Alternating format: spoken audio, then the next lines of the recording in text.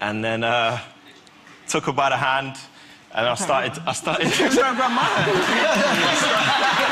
He's reliving the moment. It's a beautiful thing.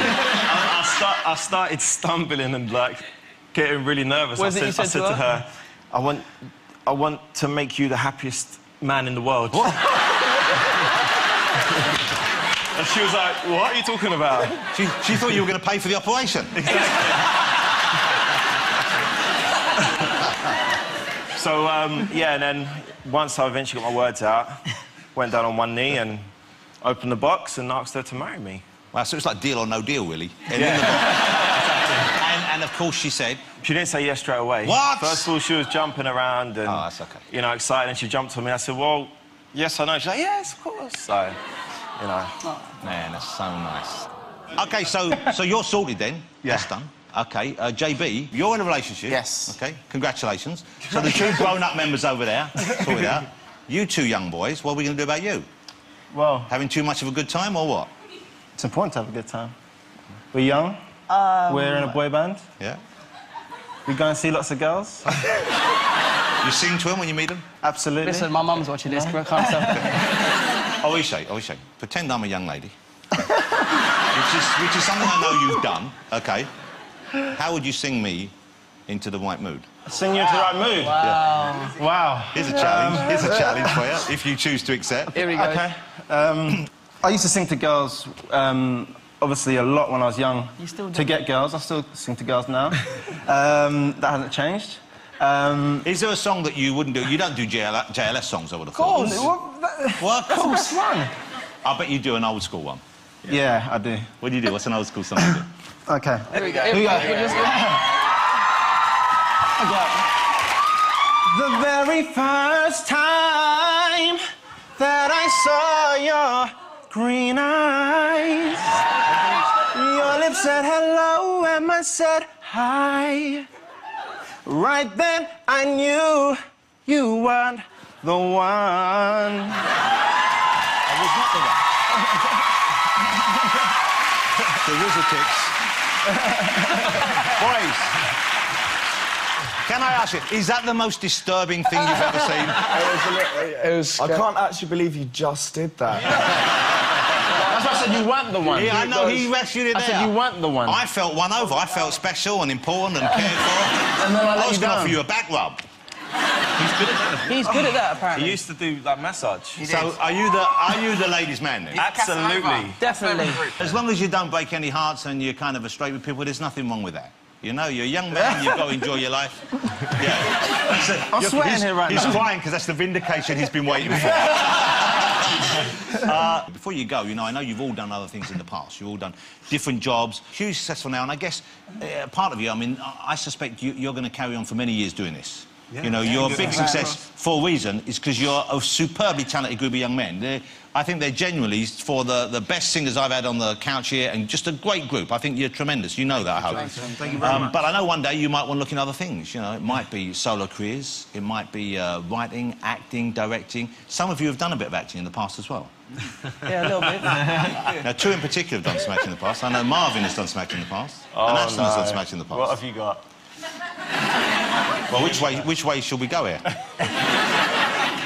I think we'll go for Ashton. Because this is a great thing, because I don't think this has been seen. Maybe your fans have seen this, but a lot of people haven't seen this. But this was a little movie you made many years ago about the vitally important subject of extended warranties.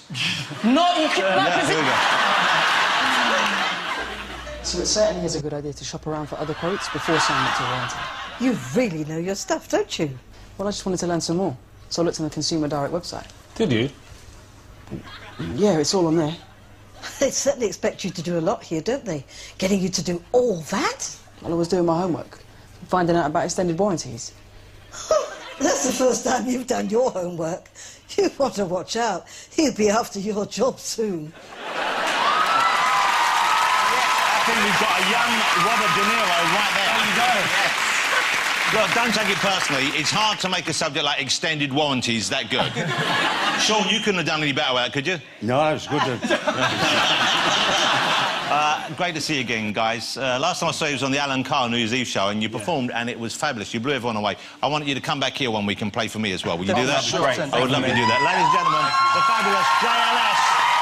Thank you, guys. Join me after the break. We'll be chatting to Amir Khan. We've also got the Rizzle Kicks and Sean Bean coming up. Don't go away.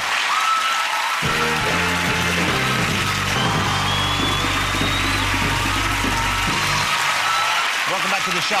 Let's get my next guest, ladies and gentlemen. He lost his last fight in controversial circumstances. We'll talk about that. He was very angry about it, and I think when you see this, you'll see why. Look at this. Khan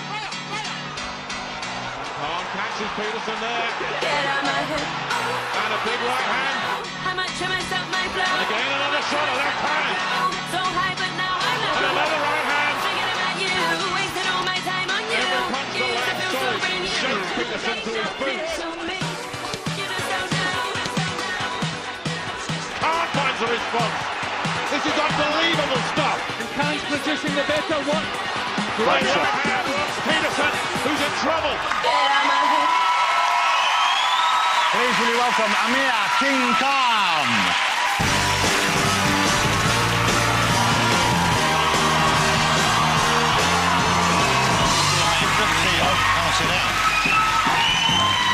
Hey, good show earlier on the press up. So you weren't. You could have kept going, couldn't you? Yeah, I mean, I was just warming up in. I was warming into it. But that was see that you weren't. The boys, they didn't stand a chance. You didn't stand a chance, boys. Hey, don't try it.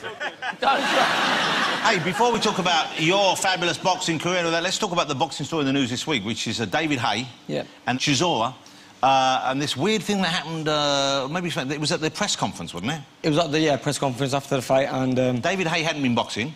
No, he was there. I think he was commentating, he was working there, and some little, you know, something happened, there was a little bit of arguments happened, because David wanted to fight the guy who won, that Vitaly Klitschko, and so then they both started just abusing each other. The next thing... Started getting mouthy with each other, and then... I mean, then they started throwing punches at each other, but, you know, it's one of them things, I think when it was just time of the moment. I mean, everyone's heated up.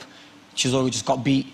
David wanted to fight Vitaly, but they kind of disrespected him in the press conference, and then it was just punches and... See, I like David, but David shouldn't have gone in there, I don't think. Well, you know, it's hard to say because, I mean, David's a nice guy, and, I mean, it's very hard to get him angry because I've been out with him and I've chilled out with him. So to get him angry, that means something must have happened, you know. Yeah, but why did he go in? The guy just got beaten in a fight.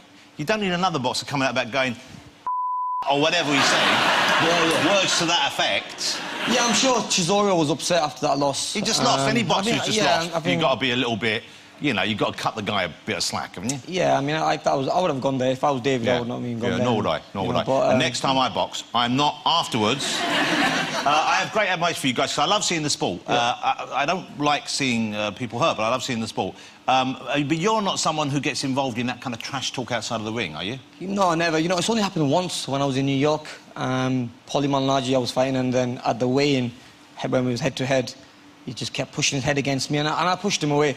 I mean, there was no punches thrown or anything. So he actually was touching you physically? You know, at the end of the day, I know both fighters are going to be, you know, they want to get in there and get the fight on. But it's like we're on a leash, you know. As soon as they let go of that leash in the ring, that's when we go at it, yeah. And the next bout is in Las Vegas, isn't it? That's right, the fight's going to be in Vegas. I've got the rematch against Lamont Peterson, so hopefully we can... that's going to be somewhere neutral. You mentioned Lamont Peterson, the rematch in May. This is a big match, and it's... I hesitate to use the word grudge match, but at the same time, there's something here at stake, because in the last fight, I don't know how many of you saw this, but I hope you did, it was a terrific fight. Yep. I thought you clearly won it. I'm not just saying that because you're there. I think a lot of people thought you clearly won it. You thought you'd won it. Yep. What happened with the scoring, from your perspective? You know, I was told I won the fight, and just before they...